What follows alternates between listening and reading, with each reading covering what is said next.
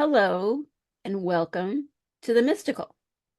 Kristen and I are going to be exploring that crossroads of being closely aligned with goddesses, practicing a witchcraft that is healing and empowering, and mysticism, which I'm going to really broadly and loosely define as connecting to goddesses and other spirits in the deeper world for guidance and a better understanding of the mysteries of life. A nice broad definition of mysticism for today. So let's begin by lighting our candles. So we'll begin with our counterclockwise, what we're releasing or cleansing ourselves from. And let's cast the circle around our goddesses, our wild and free goddesses, and all of the mystical that they can open up for us. I've selected this poem I wrote quite a few years ago called My Goddesses Are Wild and Free to help us connect to their wild and free mysteries and their more mystical aspects. And I think when I read the poem, it'll get cleared up why, to me, this poem is an unlocker of the mystical. You say you put your goddess on a shelf, claim she comes to you upon command. I don't understand. My goddesses are wild and free, inconvenient, independent. I don't think we know the same ones. Hunting the wicked, conquering monsters, turning fools into swine, riding off in a blaze of glory, shining pale moonbeams, burning torches. My goddesses are wild and free. Do they scare you? They don't care much for the religions of man, nor for his power plays, enduring, changing, fleeing, remaining. My goddesses are wild and free. Don't look for them on your altar. They aren't there.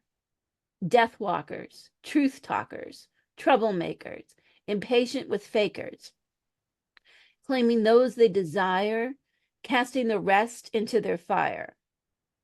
My goddesses are wild and free, ignoring my calls, showing up uninvited, forever traveling that wheel of theirs, leaving behind a trail that I must follow. My goddesses are wild and free. That poem means so much to me.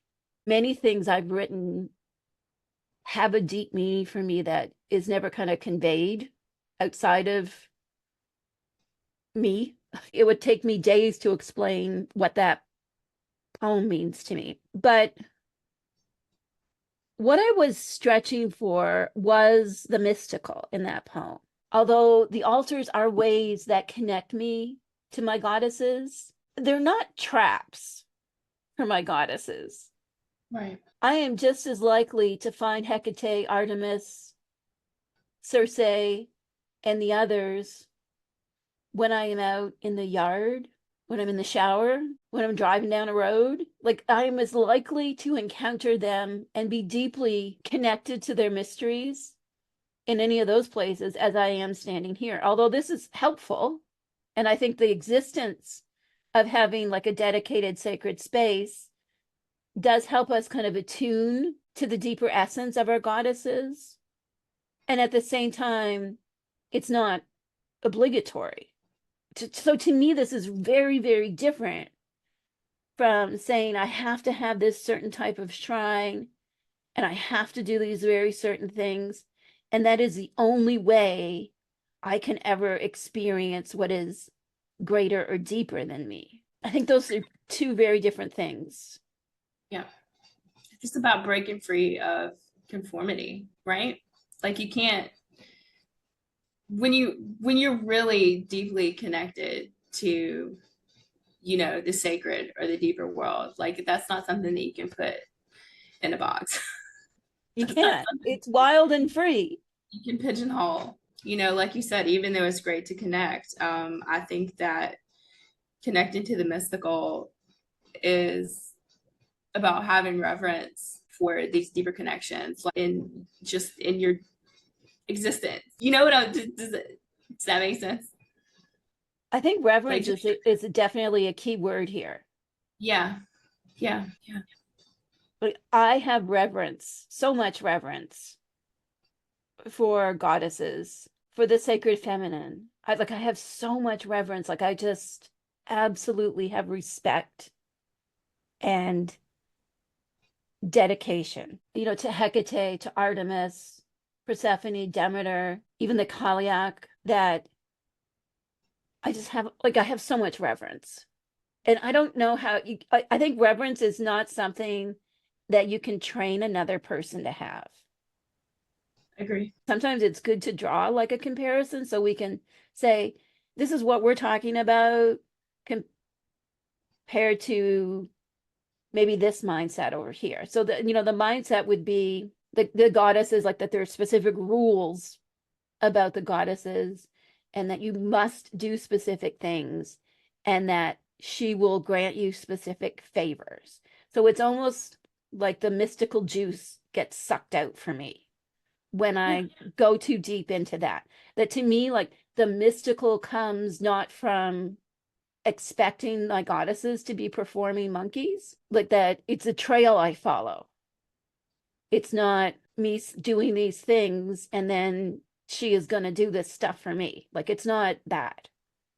It's Right. about a journey, about on like that is the mystical, like this seeking of more being myself by going deeper into what is beyond the mundane. Yeah. It's a deeper connection, and you can't be fully present with that when you're like checking boxes Right? and There's no checklist here. rules. Um, and at the same time, I know like I'm thinking back decades ago when I first got started with goddesses. I know what it's like to want to get it right Yeah. because if someone is learning to kind of open up to the mystical world of these goddesses, it's natural to think, well, what if something else gets through that's not beautiful and helpful? That if I open up to all of this, that is this unseen world, could I possibly be harmed by some spirit in that deeper world? I would say it also loops back to reverence and respect, and that you get out what you get back what you put out. I mean, there's practices that you can do. This isn't to say that we should just be like completely irresponsible with our spiritual practice. I do think there are practices that we do that facilitate our own attunement and our right-mindedness, that these experiences of the mystical will be empowering and healing and not destructive. In a way, I feel like it's much less likely to be destructive if you are kind of attuned and open and present, as opposed to like distracting yourself by like trying to do things like a very specific way or follow a very specific guideline. Yeah, I agree with that too. That if there's a lot of rigidity, Yeah. there's something about rigidity, fixed mindset, this whole I must do things this way because if I don't, bad things will happen.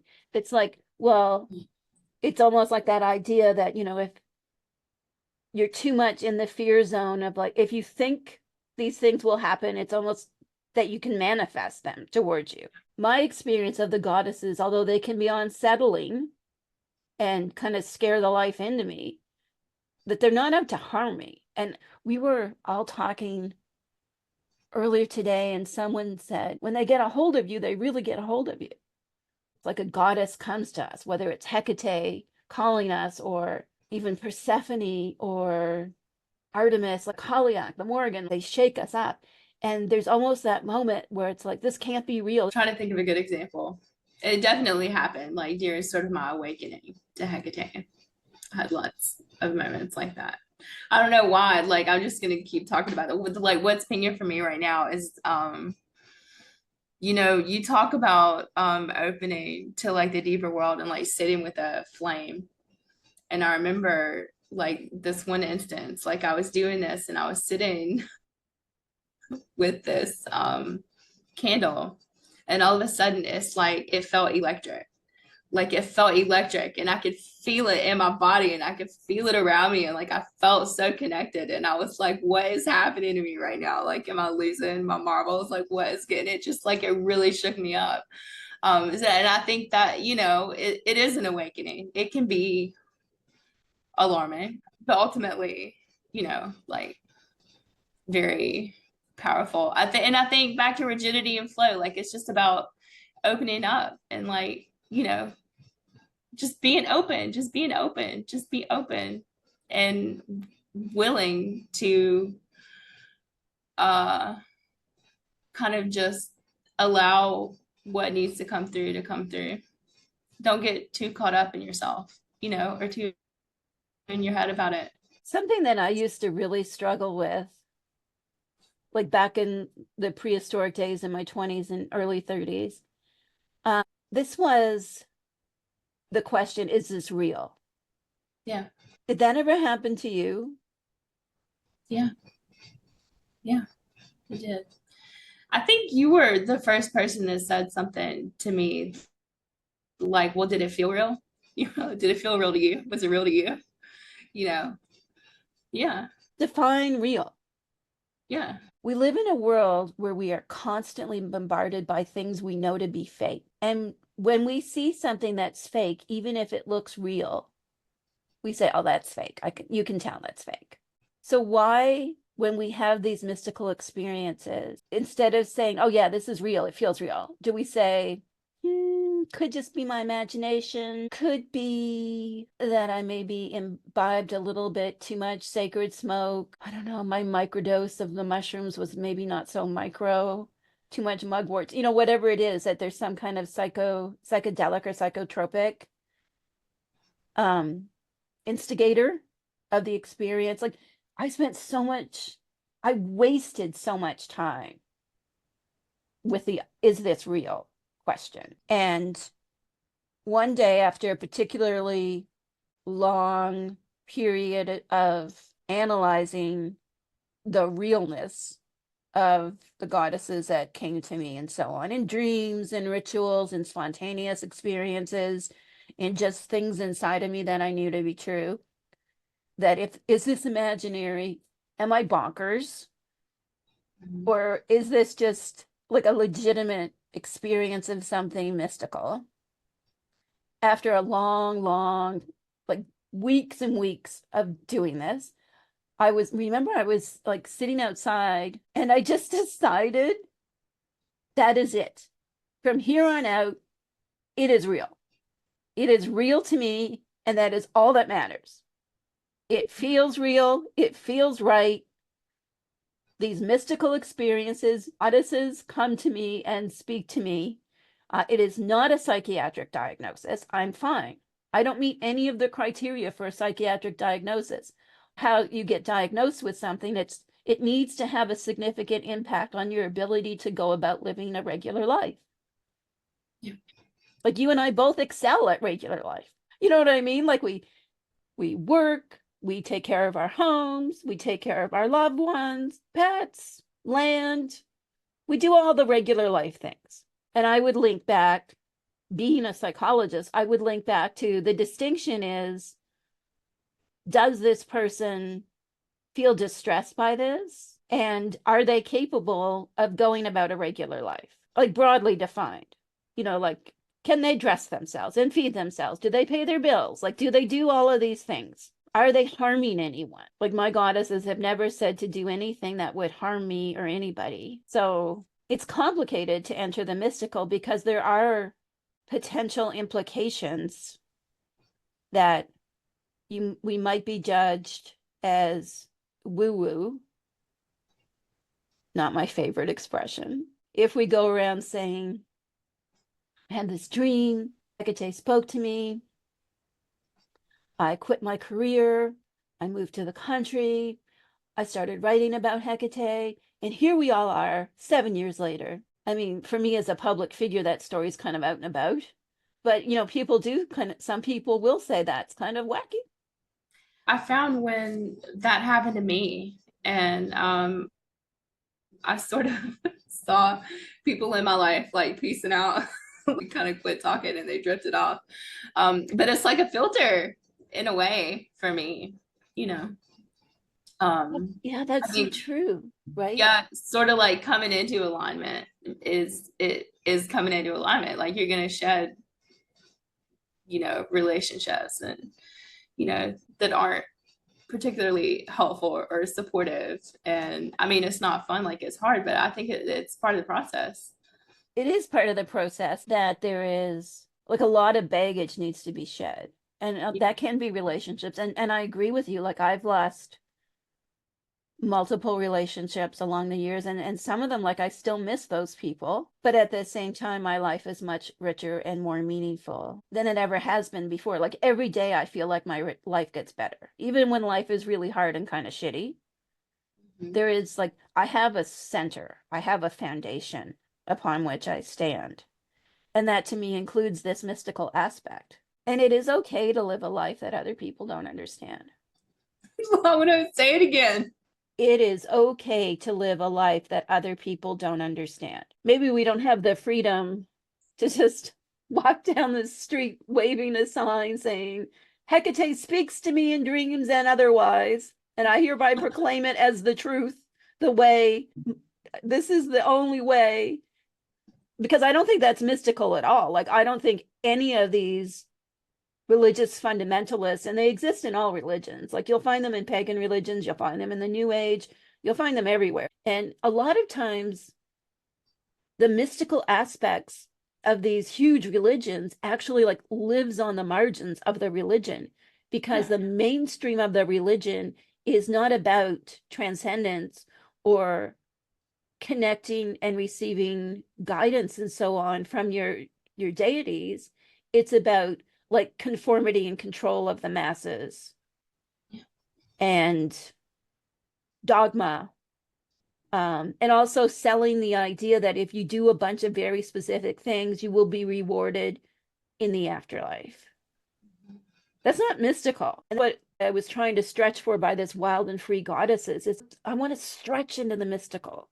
I want these dreams. I want to be driving down a road and I see something on the side of the road, and all of a sudden it is like I get this thrum and sensation that I am connected to something so much greater and deeper, and gain a little insight into my place in all of that and what it perhaps even means. But it's not about also having all the answers. This is definitely a pet peeve of mine. When you're like reading a book and someone is like, it takes 13 days and 7 hours to reincarnate. I'm like, Right. you've just taken the mystical out of something that is inherently mystical and not meant to be perceived by the living. I know sometimes, you get channeled information or people claim to have channeled information that can be really specific like that. But for me, as someone who is in communication with who I consider to be like an ancestor, and that person can speak through me at times if I so choose, like it's very different than these things that have to be really specific, that it's much more about life advice Mhm. than you must do these things a certain way. Sometimes, but like not on the micro plane, like it's a bigger kind of thing. I don't know if that makes any sense. Maybe it does take 13 weeks to be reincarnated. I don't know. Well, that's back to rigidity and like boxing things in. I mean, anybody that's telling you that something needs to be a specific way, I mean, I think just maybe walk away from that, you know, um, and learn to trust yourself and your truth. Right. I think that's the most thing. It's if it doesn't feel real and true to you Yeah. regarding the mystical, like stay away from it. If it like the goddesses can be unsettling and rattle us around, uncage us and so on, but it always feels right to me. Yeah. Even when it shakes you up, like even when it's not ideal, it's usually right. I don't drink a lot of alcohol. I don't even eat a lot of sugar. Like I generally function these days to keep myself at a state of equanimity, because I feel I don't need anything. Like in the past, I've done different things like ayahuasca and psilocybin, like different things, like other things you smoke and so on. But I just don't really feel I need that anymore.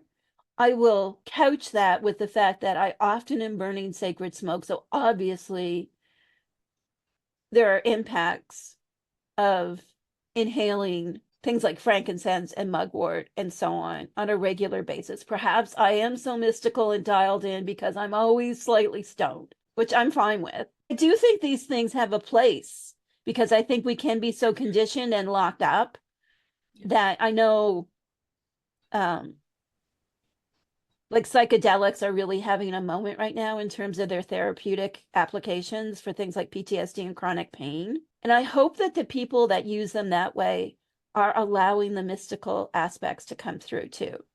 I think that some of these things can be an opener. I've also done many of these things, which I don't do anymore. And I also, feel better and more connected for it.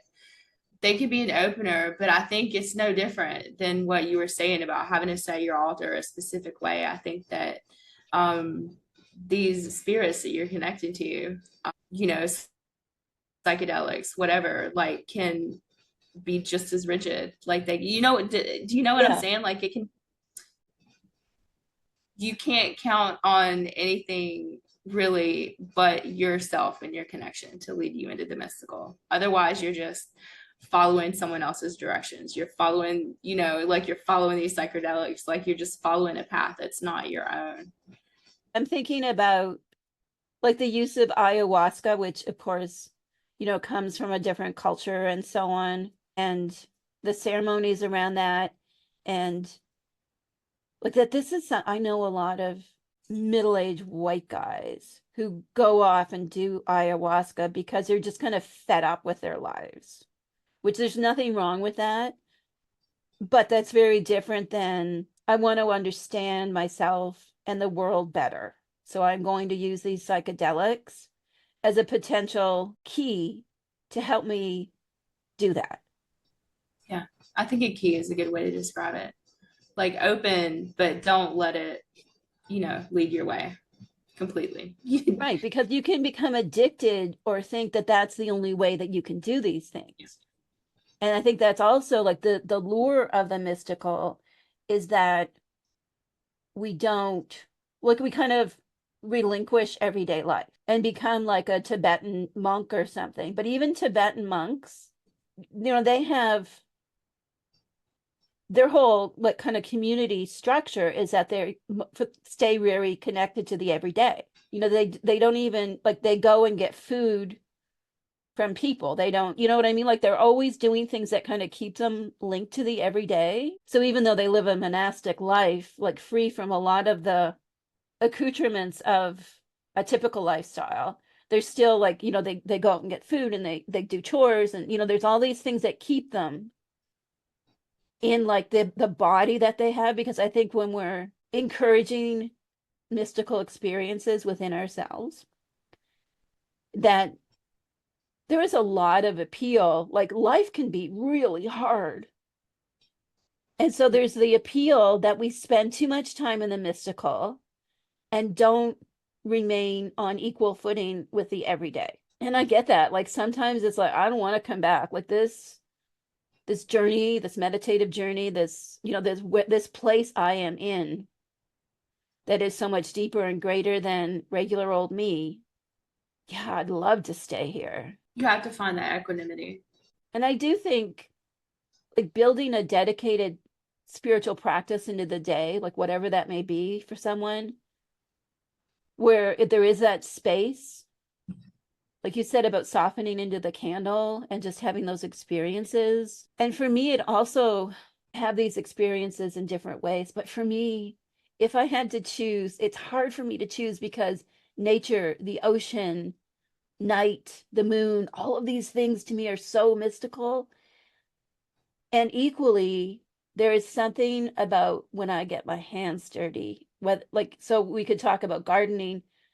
What I'm really thinking about is getting my hands dirty with sacred creativity, witchcrafting, whatever you want to call it. There's not even a good term for this. Art therapy to some people. But when my hands are dirty, like they're covered in paint or something, or when we did that whole project, when we made all the ancient components of Hecate's suppers, and I'm like up to my elbows in boiling goat's milk, and doing all these things, or even like with actual blood, because I'm mostly plant-based. I think part of when we were doing that, I said to you, I'm going to cook like actual meat, like on bones and Yeah, stuff. you I did, did. right? So I can like see bones and blood and whatnot. Like there's something about that, even though like at times it kind of grosses me out using menstrual blood. They're saving it or like wiping it all over your own body in a sacred way. Like all of these like messy, super creative things, or covering myself in mud, which I really love to do and I need to do this summer. Like this is to me, it's like this is the thing that I like crave. But it can also be as simple as like when I'm making a talisman and I'm painting and I've got my plants and I'm like mixing up some kind of like mixture, magical mixture. I don't know. Like you have just had a really profound experience like this, and I want you to talk about that. The rose beads. The rose beads. Okay. So I don't, this is something that came over me. And like I have this very deep connection to roses, which I associate sort of, I don't know, like if I had to pick a botanical that I associate most with Hecate, it would probably be roses.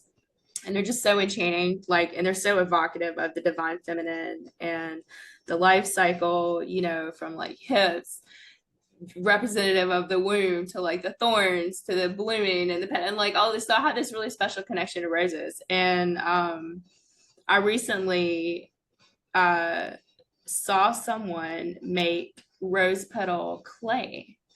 They ground clay with like a mortar and pestle and like rolled it into beads. And I had no idea until I started researching the history of this. Like, this is why rosaries are called rosaries. Like, rosaries were initially made with rose petals, but like it predates that. Like, it goes even further back, like centuries, like 1,000 years, 2,000 years. Like, prayer beads made from flowers is a thing. And it's just really, so I started doing it. It's They're so easy. beautiful. And I'm just so enchanted by the whole process. And like each one of these beads was, like a trip to the crossroads, or like a rose that I found, or like each one is connected to like a special moment or something sacred. And I have 8 on here right now. And I'm just gonna let it grow. It's just such a beautiful way to connect. And there's something there. Like I've been really, this is part of the opening up. I've had this thing with this epithet. What is it? Syncellus, or like rosy finger. And I think most commonly Homer said it in the Odyssey, like Dawn's rosy fingers. And there's something there. Like once I got my hands in these squished up rose petals, and just, like I was squeezing the juice out of them, and like, rolling them, and like creating this beautiful talisman with this thing that I'm so connected to. I don't know. It's really working on me very, very deeply. And knowing that it's connected to like something ancient, and like there's this lineage, and it's like it's greater than me. And it's just, I feel very in flow with something deeper. Rhododactylos. Rhodo means rose, dactylos, hands. And like you said, from Homer, the rosy hands of the dawn. And then this whole lineage, and how making those rose petal beads, like how much that's unlocking for you that can't kind of be unlocked in a prepackaged experience. Yeah. You got to get in it. I think that's part of the thing. You got to get in it. You got to get your hands dirty. You got to get all the way in there and like fully experience it sometimes to understand, Which can or to be just open up. right. And I think this links to the whole, is this real? Because it's this kind of conditioning we have. Coming back around to what you were saying about like just sort of like finding that equanimity and finding that balance, I think that as you open yourself up to the mystical, like it does, like they sort of collide, you know, like when you are in alignment, I think that that gap is bridged, like, you know, and it's not something that you're like seeking out, like it's just something that's part of your life, or like part of your being, part of your experience.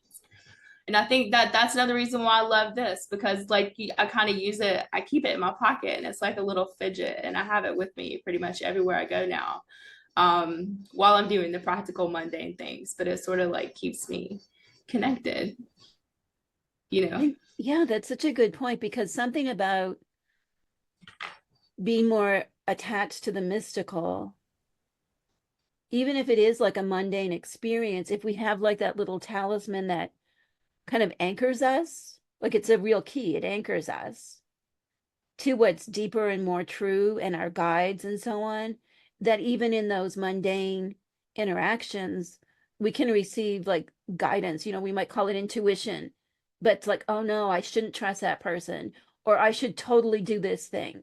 You know what? Like those kind of situations, we just become more aligned to it. Consequentially, although the mystical might not be directly concerned about really like mundane things like money and home, I do think there's a real tangible benefit when we are more open to the goddess's advice and the dreams and so on, that it brings us into this right alignment where navigating all of life's problems becomes easier. I have reverence and respect, and I value the mystical, and it helps me to also want to be a better dedicant of these goddesses in every aspect of my life. So if I have a problem, I want the best resources. It can be from science or good financial advice. Like I want all of these things to help me make the best decision, because I have so much value for Hecate and the goddesses and all of the mystical aspects. It's not that I'm relying on the mystical to solve my problems for me, but that they're like they're my guides. But I'm not one for sitting on the couch like waiting for money to fall from the sky. You know, for me, it's okay, goddesses, there's this big problem. Maybe I'll use my cards, or maybe I'll just do like a direct communication. I really like writing letters to the Yeah. goddess, and you know, give me some, if you've got some time to spare, I would like some advice. I'm glad you said writing letters, because that's something I wanted to say earlier about sort of bridging that gap between the mystical and the mundane, is document. That's something I do.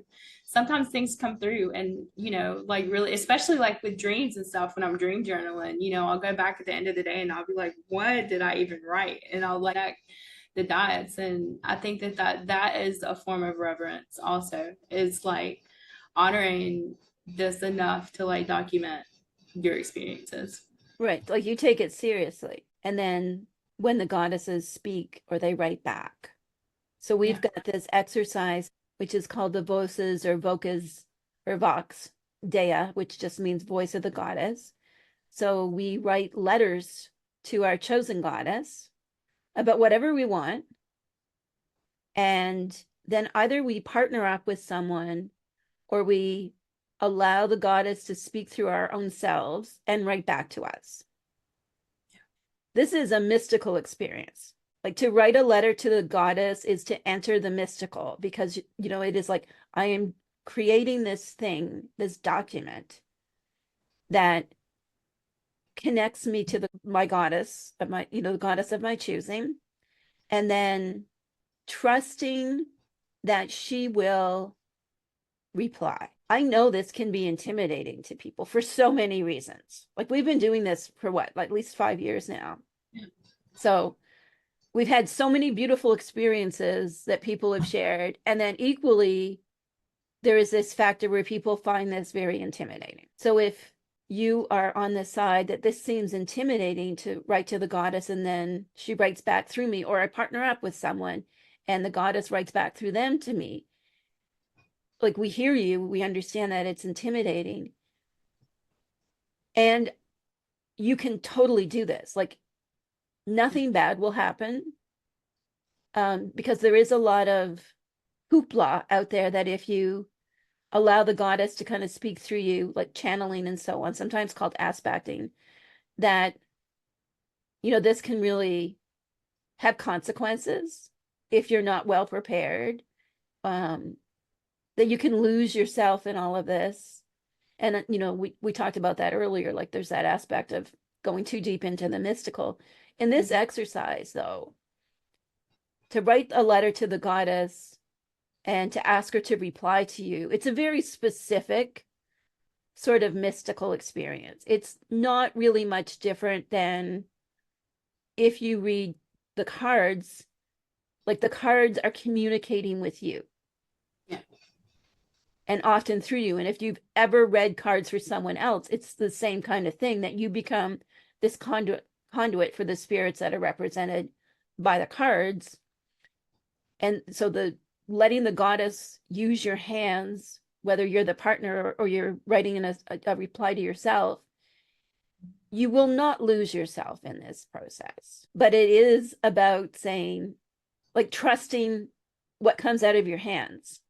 Something that you taught me to do in the beginning when we started to do this was like, I think you said set a timer for like 10 minutes and just whatever comes out, let it come out. Just let it come out. Just trust it to come out. Don't get in your own way. Yeah. And that's how you write to the goddess. And then I would say, even do the same thing with the reply, is say, this is just complete, intuitive, attuned writing that I'm not going to edit. Whatever comes through is what comes through, and I'm going to trust that it's real and meaningful, either for myself or my partner. It's a very brave exercise to do. And I think that to go into the mystical, to deepen your relationship with these goddesses, like, it takes a lot of courage. And it is so deeply, deeply, deeply rewarding. There's very little about my life I would change. And this certainly, if someone said, Cindy, I will give you $10 million to give up this mystical life of yours, I'd be like, no, thank you. No way. No way. It's so rich. Like, it makes me rich. I can't imagine not living this life. No, me either. I've tried to do it like in the distant past. It wasn't good. And I want to spend the rest of my life like living this way. And it's my choice. It's not that I feel like I need these goddesses to survive. It's that, no, this is wonderful. I love it. It brings value and meaning to my life every day in every way. And I wouldn't trade it for a thing. Our goddesses are wild and free, and we are mystical creatures pursuing her mysteries. Thanks so much for hanging out with us. May you unlock much in the mystical.